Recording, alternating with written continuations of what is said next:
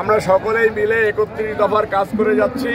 ৩১ দফা বাস্তবায়নে বিএনপির ভারপ্রাপ্ত চেয়ারম্যান জনাব তারেক রহমান সাহেবের মার্কা ধানের শীষ মার্কায় ভোট দিন। ৩১ দফা বাস্তবায়ন হলে পাল্টে যাবে বাংলাদেশ, পাল্টে যাবে বাংলাদেশের চিত্র ইনশাআল্লাহ।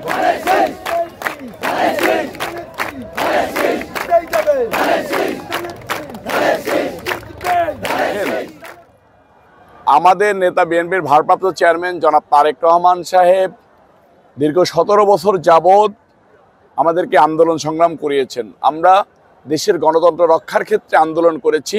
তৃণমূলের মানুষের, গরিব দুঃখী মেহনতি মানুষের মুখে হাসি ফুটিয়ে দেওয়ার জন্য আন্দোলন করেছি, যাতে তাদের মৌলিক অধিকারগুলো তারা প্রাপ্যটা বুঝে পায়, সেটার জন্য দীর্ঘ ১৭ বছর যাবৎ আন্দোলন করেছি।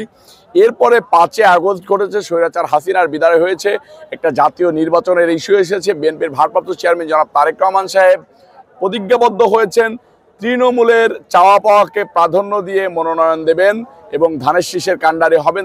সাথে সাথে কিছু বলেছেন যে যারা হামলা মামলার শিকার হয়েছে, যারা দীর্ঘ ১৭ বছর যাবৎ রাজপথে ছিল, আন্দোলন সংগ্রাম করেছে, তাদেরকে প্রাপ্য মনোনয়ন দিবেন আর কি।